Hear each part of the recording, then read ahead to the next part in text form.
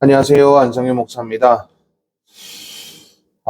오늘 이제 또 우리 성경을 바르게 읽도록 돕는 자료 같이 한번 우리가 또 살펴볼 텐데요. 살펴보기 전에 잠깐 여러분들, 아주 재미난, 철학자 이야기 좀 한번 해볼게요. 그, 저기 뭐야. 파울로 쿠엘료라고 하는 유대인 철학자입니다. 유대인 철학자가 아주 재미난 말을 했죠. 지금 현재를 현재를 집중할 수 있다면, 현재에 집중할 수 있다면 행복한 것이다. 라는, 이야기를 했어요. 현재에 집중한다. 이게 뭐냐면 내가 살아있다는 거거든요. 이 왜 철학자, 이제 파울로 쿠엘류가 이 이야기를 했느냐. 이 히브리어 하야라는 동사를 완벽하게 이해하고서는 요 말을 한 거예요. 우리가 히브리어 하야라는 게 존재한다, 있다, 되다, 이런 뜻으로만 다 알고 있지만, 실상 집중하다, 포커스 인 한다라는 그런 개념이 배경으로 깔려 있다는 것을 모르고 있다는 거죠. 여러분, 내가 존재한다는 것은 현재에 충실하다는 거예요. 내가 현재를 인지하고 있다는 거예요. 우리는 하나님께서 이 땅에 부르시고 이 땅에서 행복하도록 또 하나님의 나라가 행복한 것임을 전달하도록 부르심을 받은 존재들이잖아요. 여러분, 그렇죠? 그렇다면 현재의 삶에 만족하는 삶이 우리 안에 있어야 내가 하나님의 사람이라고 얘기할 수 있는 거예요. 그래서 우리는 현재에 충실한다 라는 이 개념이 우리의 가슴에 새겨져 있어야 하거든요. 그런데 많은 사람들이 현재의 자신에게 만족하지 않는다라고 얘기를 해요. 나는 왜 이러지? 나는 왜 이렇게 못하지? 나는 왜 쟤보다 못하지? 나는 왜 이렇게 돈이 없지? 나는 왜 이렇게 뭐하지? 이런 생각들을 하는 것 자체가 히브리 하야라는 그 배경을 저버린 거라고 하죠. 그래서 푸엘류라는 이 사람은요, 쉐파라딤입니다. 푸엘류라고 하는 이 사람은 어, 이런 아주 재미난 표현들을 써요. 자신의 그 철학의 제자들 있잖아요. 자, 대학교에서 이제 강의하면서 뭐 특히 리스본 대학에서 많이 강의를 했었다고 해요. 근데 그 리스본 대학에서 강의를 하면서 늘 첫 시간에 했던 이야기가 이거예요. 이 칠판에다가 여기가 칠판이라고 하면 점을 이렇게 딱 찍어보는 거예요. 이게 뭐라고 생각하냐? 점을 이렇게 찍는 거예요. 점 계속 찍어요. 점을 계속 이렇게 찍습니다. 점을 이렇게 찍은 다음에 뭐라고 얘기하냐면 온 우주의 크기보다 지구는 이 점만 할 것이다. 근데 이 점보다도 훨씬 작은 우리가 이곳에 있다는 거 여러분은 알고 있느냐? 이런 얘기를 한대요. 그러면서 리스본에선 이제 신의 이름을 막 이렇게 크게 막 이렇게 하거나 그러면 안 된대요. 그래서 딱 이런 얘기를 한대요.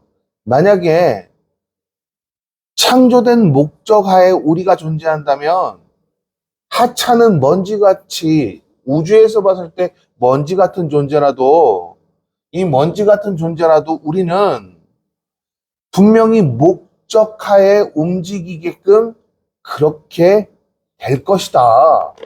이런 얘기를 하면서 내 목적이 지금 그러니까 신에게 맞춰져 있느냐 아니면 나에게 맞춰져 있느냐에 따라서 행복이 좌지우지 된다라고 항상 그 수업을 시작하기 전에 그렇게 얘기를 하고 시작을 한다고 해요.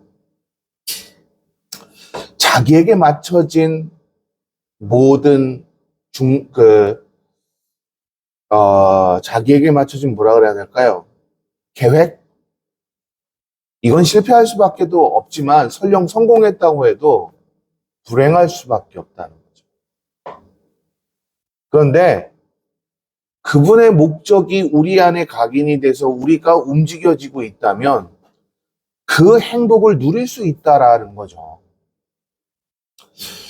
이게 쿠엘류가 지금 잠깐 쿠엘류를 잠깐 소개하면서 이 말은 했지만 실질적으로 창세기부터 요한계시록까지 나와 있는 메시지를 그대로 담아서 녹여낸 거라고 해도 과언이 아닐 거예요. 에디슨이 이런 말을 했죠. 실패는 성공의 어머니다. 그렇죠? 그 얘기 왜 했을까요? 실패를 3만 번 이상 했다면서요.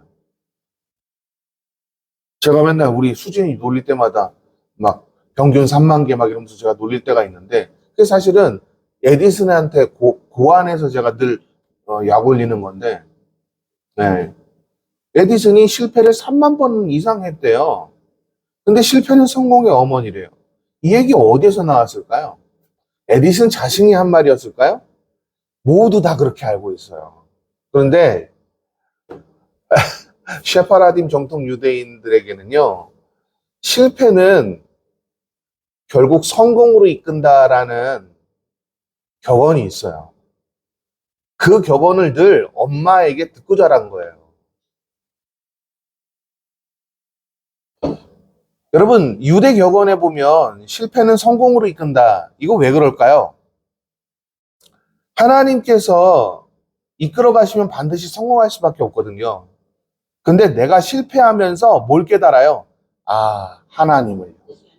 그렇죠. 주의 뜻이 아니었구나라는 것을 깨닫게 되는 거예요. 그래서 그 격언이 탄생한 거거든요. 이런 유대의 격언을 이해한다면 우리는 매일매일의 삶이 행복할 수 있다는 거죠. 제 이 얘기 왜 했을까요? 오늘 저 찔리라고요. 안상규 찔리라고요. 안상규 엄청나게 찔리라고 저한테 대고 한 말이에요. 제가 오늘까지 분노에 차 있었어요. 오늘까지. 원래 여러분 1초만 지나도 과거죠. 다 내려놔야죠. 근데 너무 화가 나는 거예요. 강의료 100만 원 받았는데 거기에서 여러분 80만 원 나가면 그러면 헌금 20만 원 하고 나면 여러분 돈 저 얼마 있을 것 같아요? 열받잖아요. 화나잖아요. 와, 막 뭐라 그래야 될까? 맨날 삥 뜯어가는 게 너무 짜증이 나는 거예요. 아, 그래서 야, 어떻게 이럴 수가 있을까? 막 이러면서 막 제 자신이 막 성질을 막 내고 막 오늘도 막 분을 못 이기고 막 그랬거든요.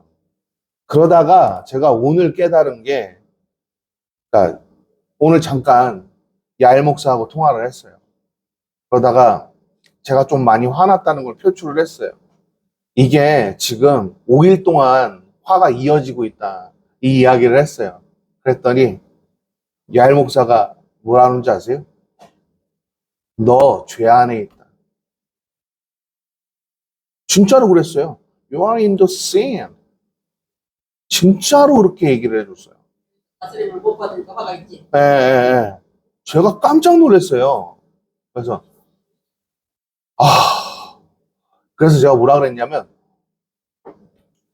Why do you say that? 너 왜 그렇게 나한테 얘기하는데? 나 지금 I'm so angry 이러면서 내가 진짜 화났거든. 근데 너 왜 나한테 그렇게 얘기하는데? 그랬더니 야엘 목사가 이제 유대 격언을 하나하나씩 읽어주는 거예요. 그래서 제가 오늘 여러분한테 쿠엘류 이야기를 한 거예요. 에디슨 이야기도 오늘 한 거고요. 실패할 때 얼마나 기분 나쁘겠어요. 그렇죠? 근데 그게 왜 하나님을 알게 하는 거예요? 하나님의 뜻을 알게 하는 거예요. 내 힘으로 갔으니까 실패한 거잖아요. 그렇죠? 그 일이 있다고 해서 그것 때문에 슬퍼하는 화가 나 있는 것이 아니라 그 일 때문에 네가 더 한층 더 성공할 거야. 네가 더 범한 사람이 될 거야. 이렇게 생각을 했었어야 된다는 거죠. 그래서 그래. 오늘로 화는 내려놓자. 이런 생각을 좀 많이 했어요. 여러분은 뭐 이런 경험 없으세요? 진짜 네. 화나는 게 당연하죠. 네. 그것도 잠시 내려놓고 화나는 거 그러니까요. 그래야 되는데 그러질 못했어요, 5일 동안. 우리가 네. 속상할 때는 하나님께서 안 속상하시겠어요. 맞아요. 그래서 야엘 목사가 오늘 저한테 그러면서 했던 이야기가 걱정하지 마. 너에겐 주님이 있잖아. 라고 얘기하더라고요. 그래서 참 너무 고마웠습니다. 자, 룻기서의 배경과 알아야 할 상식 요거 살펴보도록 하겠습니다. 여러분 일단 이렇게 생각하세요. 룻기는 고엘을 명확하게 알리는 에피소드. 근데 어디에 초점이 맞춰져 있냐? 다윗의 이야기가 등장할 수 있도록 맞춰져 있다. 여기까지 다 이해되셨나요? 오케이. 자, 한번 읽어보죠. 룻기는 다윗에게 연결하는 의도가 확연히 드러나는 책이에요. 하나님의 백성이 하나님이 원하시는 곳에서 살지 않고 이방 문화와 섞여 살며 이방인들을 아내로 맞이한 가정사를 언급하면서 독자들에게 무언가를 설득하고 있는 거예요. 어디로 가야 된다는 거예요? 하나님이 원하시는 장소. 제가 혹시 옛날에 하나님이 원하시는 장소에 대한 이야기 했었었나요? 기억나시는 분 계세요? 많이 하시죠. 네. 하나님이 원하시는 장소라는 개념이 어떤 뜻이라 그랬죠, 혹시? 광야, 음. 돌과 오직 하나님만 바라볼 수 있는 곳. 하나님만 의지할 수 있는 곳이라 그랬죠? 네, 기억나실 거예요. 맞아요. 그래서 바미드바르라는 이 배경이, 그러니까 광야라는 이 배경이 오직 하나님만 존재한다라는, 하나님만 의지한다라는 배경이 깔려 있는 단어예요. 됐나요? 오케이. 자, 이 가정에서 아들 2명을 둔 어머니는 나오미는 실패를 해요. 왜 실패했죠? 야, 모압 땅으로 가면 엄청나게 돈 벌 수 있대. 그래서 간 거예요. 근데 어떤 일이 벌어졌어요? 거기서 성공할 수 있대. 어떻게 됐어요? 여기 예, 아들을 잃는 2명 다 잃어버리는 그런 처참함을 겪어요. 우리가 이런 얘기를 해요. 하나님이 원하시는 장소, 왜 그런 얘기 하잖아요. 제가 매일 받는 것들 중에 이런 얘기들을 해요. 아, 교회에서는 은혜를 못 받지만 교수님이 하시는 강의, 그 영상이나 여러 교수님들 찾아 돌아다니면서 하는 그 영상에 은혜를 받으니까 그냥 만족한다고. 전 단번에 그런 메일을 받으면 당장 옮기시라고 얘기해요.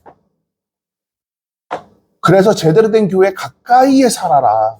그런 얘기들을 서슴없이 다 해주거든요. 네. 근데 그게 안 되면 저주 안에 살아요.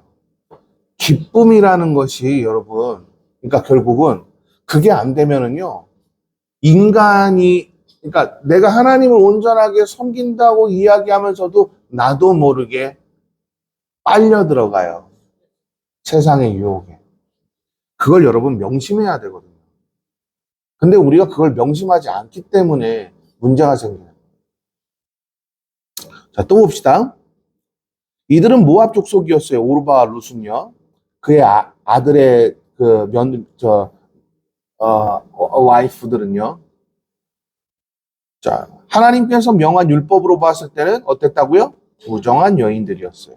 왜냐하면 이들은 하나님이 원하시는 장소를 떠나, 이건 여러분이 한번 읽어볼까요? 시작. 그의 가족들과 문화에서. 그래요. 이게 저주예요. 이게 저주라고요. 제가 이걸 소개하고 싶었던 거예요. 유대인들이 말하는 가장 커다란 저주는요, 하나님과 동떨어진 삶을 사는 거예요. 이게 커다란 저주예요. 그 다음에요. 그래서 이 가족 공동체는 모압과 그들 문화 안에서 살면서 2 아들을 잃은 나오미를 소개하고 있는 겁니다. 이해되셨나요? 오케이. 나오미는 그의 며느리들 오르바 룻에게 너희 민족이 있는 곳으로 돌아가라고 명해요. 이 명령에 오르바는 자신의 민족에게 돌아가요. 그러나 룻은 나오미를 따르기로 결정했고 나오미는 룻과 함께 어디 따르고 왔다고요? 유대 땅으로 돌아왔어요. 뭐 하자마자 돌아온 거예요? 실패하자마자 깨닫고 돌아온 거죠. 나오미와 그의 며느리 룻이 유대 땅으로 왔던 그때 많은 부족원을 이끌던 유다 지파의 지도자 보아스는 율법에 명시된 것을 지키기 위해 나오미와 룻을 자신의 식구처럼 어떻게 했다고요? 그래요. 이게 고엘인 거예요. 가족으로 삼는다라는 전제 조건을 여러분 특히 이 전제 조건을 고엘이라는 개념에다가 깔아야 돼요. 한편 나오미는 자신을 따르기로 작정하고 하나님을 믿는 백성으로 살겠다는 룻에게 자식을 얻을 수 있는 귀한 축복의 자리를 만들어주고 싶었어요. 왜요? 아들이 없으면 뭐였죠? 이때 당시에 저주였잖아요. 그러니까 너는 하나님의 사람인데 저주받으면 안 되잖아 라는 걸 알려주고 싶었던 거죠. 자, 이거 오늘날로 한번 통시적으로 적용해 볼까요? 내가 하나님의 사람이에요. 그러면 여러분 우리는 뭐 안에 있어야 돼요?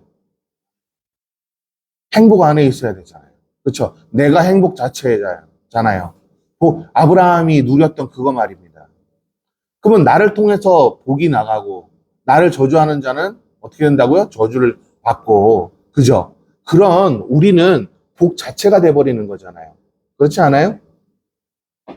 그 다음 오늘날 통시적으로 만약에 이걸 적용한다면 아주 멋진 적용점이 돼요. 내가 하나님의 사람으로서 늘 즐거울 수밖에 없다는 거죠. 왜요? 복을 받은 사람은 즐거운 삶을 살아요. 여러분 인정해요?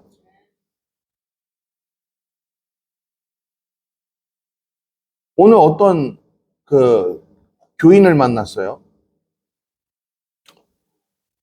어머니 오늘 건강하게 잘 지내셨어요? 아유, 건강하게. 허리가 쑤시고 죽겠고 아유, 빨리 그냥 죽었으면 좋겠는데. 자, 하루하루가 왜 그럴까요? 맞아요. 그래서 제가 그 말씀을 하고 싶은 거예요. 그런 부정적인 말을 하는 사람은 그러니까 하나님 안에 있는 사람이 아니에요. 자기 자신 자체를 부정하는 사람이에요. 이런 사람은 하나님의 사람이 될 수가 없는 거예요. 또 다른 사람을 만났던 이야기도 하나 해드릴까요? 연세가 94세 되신 목사님이세요. 근데 기도하시다가 제가 딱 들어오니까 깨신 거예요. 이제 누구냐고 이렇게 슬쩍 이렇게 본 거예요. 안녕하세요. 그랬더니 잘 지냈냐고 막 그래요. 요새 좀 어떻게 지내세요? 너무 잘 지낸다고 막 그래요. 지난번에 허리 아프다고 그러지 않으셨어요? 그랬더니 그분이 저한테 뭐라 그랬게요? 허리가 또 아프니까 나름 즐겁더라고.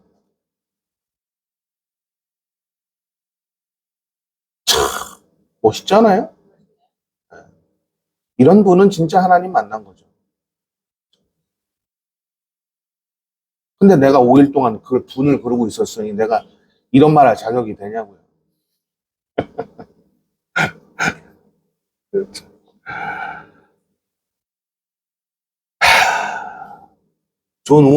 신학자 존 오웬이 한 말이 생각나요.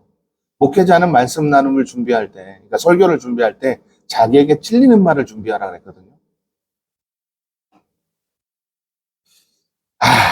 그게 생각이 납니다. 또 봅시다. 그래서 유다 지파에서 가장 경건한 사람으로 인정받는 보아스와 맺어주게 돼요. 탈무드에 의하면 하나님을 선택하고 나오미를 따랐던 룻에게 하나님은 자손을 유지할 수 있는 복을 더하셨어요. 그래서 그녀를 다윗이라는 위대한 왕이 탄생될 계보에 집어넣어 주신 거죠. 이해되셨나요? 그런데 그냥 그렇게만 생각하면 안 돼요. 룻의 이야기는. 보아스에게는 원래 정부인이 있었어요. 아셨죠? 이 여인은 정부인이에요? 아니면 아니에요? 그렇죠, 아니죠. 그러니까 결국 볼품없는 집안에서, 집안을 통해서 하나님이 위대한 것을 탄생시켰다라는 개념으로 이해해야 하는 거예요. 자, 또 봅시다. 룻기서는 하나님을 선택한 이방 여인에게 하나님의 자녀로 살아가는 은혜와 축복, 그리고 그녀의 신실한 모습을 통해 후손들까지 잘 되는 영원한 복을 부여하는 모습으로 일단락되죠. 자, 그러니까 여러분, 우리는 명확하게 이해해야 돼요. 유대인들은 오늘날 유대인들도 마찬가지입니다. 아버지가 집에, 그러니까 딱 퇴근을 하자마자 바로 집에 들어가요. 그래서 어떻게 할까요? 자식들하고 시간을 같이 보내요. 그러면서 엄마가 예를 들어서 성경을 가르쳐 주잖아요. 아, 모르시는구나. 유대인들은 엄마가 성경을 가르쳐요. 아빠는 그러면 뭐 할까요? 그들과 함께 하루하루 살아냈던 것들과 여러 가지 장난들, 그런 놀이들, 이런 것들을 같이 함께 해줘요. 요번에 이제 언제쯤 나오게 될지 모르겠지만 돈이 부족해서 아직 책을 못 내고 있는데 그 책에 제가 다 써놨어요. 제가 또 제 자랑 같아서 좀 그런데 읽어드릴게요. 제 자랑 같아서 정말 죄송한데 귀하신 목사님의 최종본을 드디어 받게 됩니다. 우리가 반드시 알아야 할 내용들만 집약되어 놓은 아주 좋은 훌륭한 책이라고 생각합니다. 이 책을 통해서 하나님의 나라와 그의 백성들이 온전하게 바르게 살도록 꼭 그렇게 되기를 기원합니다. 네. 고정원 목사님은 이미 다 읽은 거예요. 아, 이름 얘기하면 안 되지. 그 출판사 사장님은 다 읽은 거예요.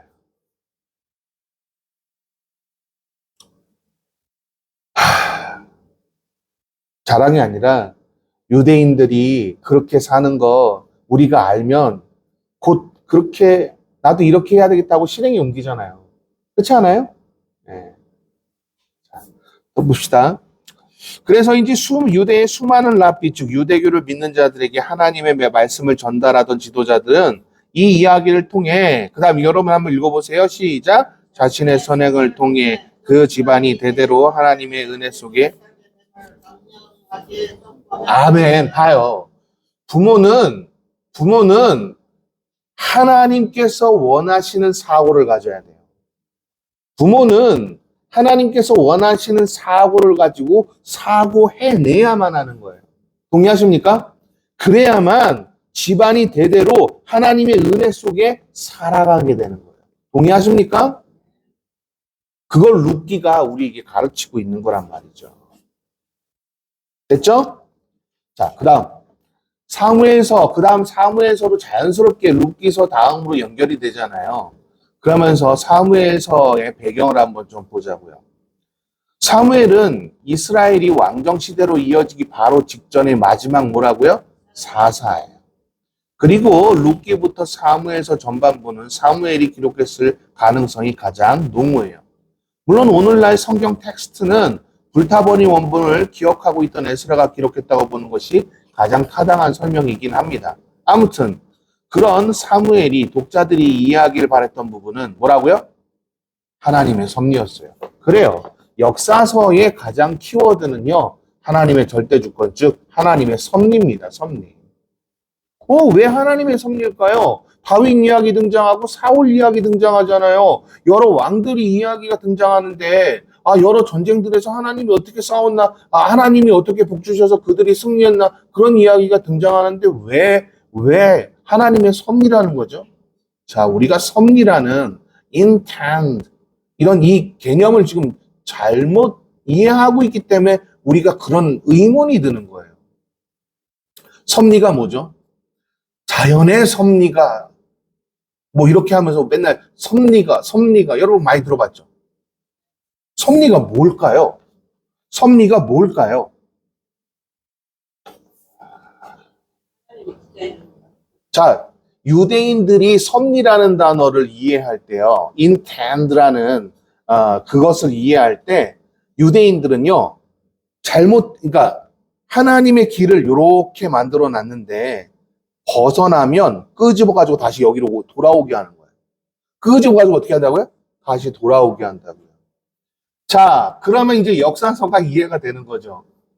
말 안 들으니까 하나님 어떻게 하셨어요? 끄집어가지고 다시 돌아오게끔 하죠. 근데 말 들어요, 안 들어요? 그러니까 결국 하나님께서 여러 방법을 선택하시다가 어디로 보내요? 바벨론으로 보내는 결정을 내리시죠? 봐요, 하나님의 섭리예요. 여기까지 이해되셨죠? 오케이. 자, 그 다음. 아무튼 그런 사무엘이 독자들이 이야기를 받았던 부분은 하나님의 섭리였는데, 하나님은 자신이 만든 법 안에 살 때 축복이 임한다는 것을 사무엘을 통해서 알리신 거예요. 자, 섭리가 뭐라고요? 하나님의 길에서 삐져나갈 때 다시 끄집어서 어떻게 한다고요? 돌아오게 하는 거예요. 저는 그냥 머리끄댕이 이렇게 딱 잡고서는 돌아오게 한다, 이렇게 표현하고 싶어요. 근데 여러분, 머리끄댕이 잡히면 어떻게 되는지 아시죠? 하면서 끌려가잖아요. 근데 딱 막상 와보면 어때요? 아우, 여기가 편하네, 여기가 행복이네, 그러잖아요. 저는 그렇게 설명하고 싶네요. 그냥 이해하기 쉽게. 제 설명이 만약에 마음에 안 들면 잊어버리셔도 돼요. 자, 그 다음. 사무엘서에서부터 알리고 있는 완전 정치는 하나님이 원하시는 정치 체제였다고요? 아니었어요. 그런데도 이스라엘은 이방 나라의 왕정 정치를 어땠다고요? 아유, 삐져나가 있잖아요. 하나님의 길에서 삐져나가면 자꾸 그릇된 것만 보는 거예요. 그쵸? 그릇된 것만 보니까 어떤 일이 벌어지는지를 한번 생각해 보자는 거예요. 자, 그 다음에요.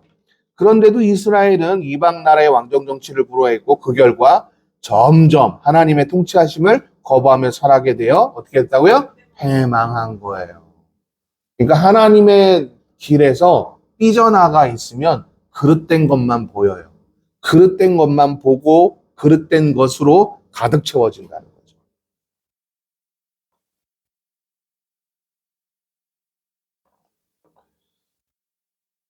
왜 여러분 교회가 자꾸 이 정권을 그렇게 못마땅해 할까요? 그렇게 지금 사실은 경제학적으로 봤을 때는 이재명 정부는 우파 정부예요.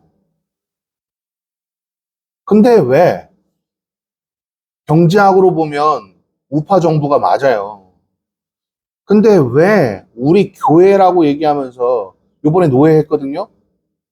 노회 때도 목사님들이 다 모여서 너도 나도 할 것 없이 다 정치 이야기하면서 이재명 죽일 놈, 김민석 나쁜 놈, 아주 그 왜 그럴 것 같으세요? 왜 교회 사람들이 왜 자꾸 그렇게 될 것 같으세요? 하나님의 섭리 안에 있지 않기 때문이라고 저는 생각해요. 그들이 보는 건 언제나 교회라고 하는 이 땅에 있는 이득이에요. 기득권에 관한, 기독교라고 하는 기득권에 관한 이득만 보고 있는 것 같아요.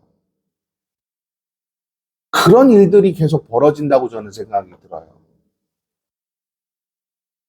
제가 말 한 번 잘못 놀렸다가 거기서 욕을 바가지로 먹었거든요. 제가 그랬어요. 경제학적으로 따져서 우파 좌파가 나뉘어지는 겁니다. 그랬더니 이렇게 쳐다봐요. 그러더니 누가 학적으로 알고 싶대요? 이러더라고요. 학적으로 알고 싶대요? 그러더라고요. 그래서 내가 말 실수했구나. 그래가지고 제가 노예에서 이러고 있을랬는데 계속 그러니까 제가 답답해서 저도 모르게 한마디 툭 튀어나온 게 뭐라 그랬냐면, 지금 그러니까 이제 그 얘기했어요. 국제 외교하면서 그 여러분 잠수함 저희 만든 거 있잖아요. 그거 다 쇼라고, 그 필라델피아에서 만들어지기로 되어 있지 않냐고 막 이러면서 막 그런 막 말도 안 되는 이야기를 하더라고요. 그러면서 필라델피아에서 핵 연료를 거기에서 장착하면 우리 기술은 하나도 안 들어가는 건데 다 미국 돈 벌어다 주는 거 아니냐고. 그렇게 딱 얘기를 하길래 제가 너무 답답해서 제가 뭐라 그랬냐면 핵 연료를, 그러니까 아니, 핵을 연료화시키는 건 우리나라가 세계 1위입니다. 네, 그랬어요. 미국 여러분, 미국은 그 기술이 없어요. 미국은 기술이 없어요. 캐나다에서 우리나라에서 그랬더니 다 난리가 났어. 아, 참, 많이 배웠다고! 어디서 그렇게, 막 그러는 거예요. 또 이제 이러고 있었죠.